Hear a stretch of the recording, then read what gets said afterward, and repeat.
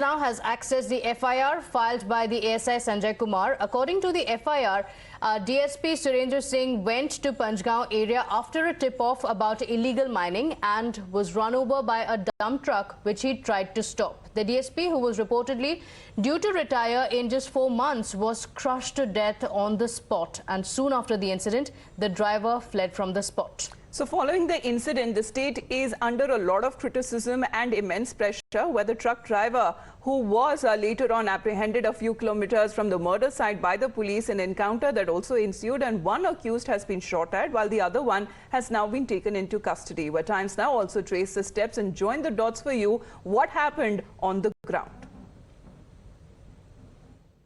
बड़ी घटना डीएसपी की हत्या की ग्राउंड रिपोर्ट देख लीजिए। सबसे पहले पीछे देख लीजिए, ये अरावरी की पहाड़ियां हैं जिनसे खनन की इजाजत नहीं है, सुप्रीम कोर्ट की रोक है, लेकिन उसके बावजूद भी आपको ये सारी पहाड़ियां कटी हुई नजर आएंगी। और इससे चंद कदमों की दूरी पर डीएसपी की हत्या की कहानी समझ लीजिए कि किस तरीके से डीएसपी को निशाना बनाया जाता है। वो तब जब वो यहाँ पर अवैध खनन को रोकने के लिए आए थे।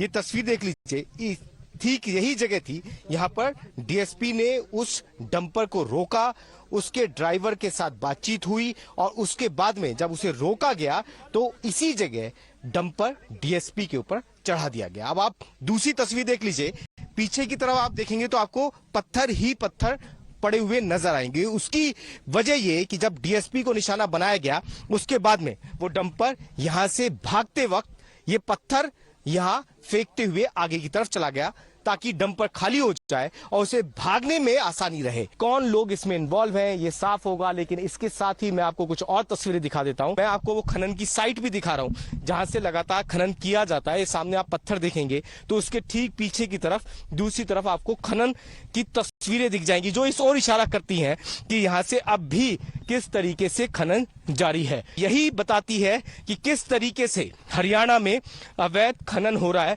अरावरी की पहाड़ियों से पहाड़ियों को काट दिया गया है अवैध खनन के लिए और पूरे रास्ते बनाए हुए हैं जहां से यहां तक ट्रक पहुंचते हैं और ट्रकों के जरिए अवैध खनन से पत्थरों को दूसरी तरफ ले जाया जाता है। ये रास्ता पत्थरों से बना हुआ नजर आएगा और इसी रास्ते के जरिए जब डंपर नीचे पहुंचा तो डीएसपी ने उसे रोका और उसे रोकने के बाद दोनों के बीच में बहस हुई है और उसी बहस के बाद डंपर चालक ने डीएसपी सुरेंद्र सिंह को निशाना बनाया और जब उनकी मौत हो गई तो डंपर को खाली कर ये जो रास्ता आप देख रहे हैं, इसी रास्ते से आगे की तरफ वो डंपर लेकर भाग गया। साजिश के पीछे, इस अवैध खनन के पीछे मास्टरमाइंड कौन है, कौन व्यक्ति लगातार रोक के बावजूद यहां खनन कर रहा है, उस तक पहुंचने की कोशिश अब पुलिस प्रशासन की है। These are the exclusive visuals of that very dumper which ran over DSP Surendra Singh Bishnoi, and currently this dumper is in possession of Haryana Police, which is kept at Tauru Police City Station, and still we can clearly see these blood-stained marks on the front tire of this dumper. This could be possibly of Surendra Singh Bishnoi, the DSP.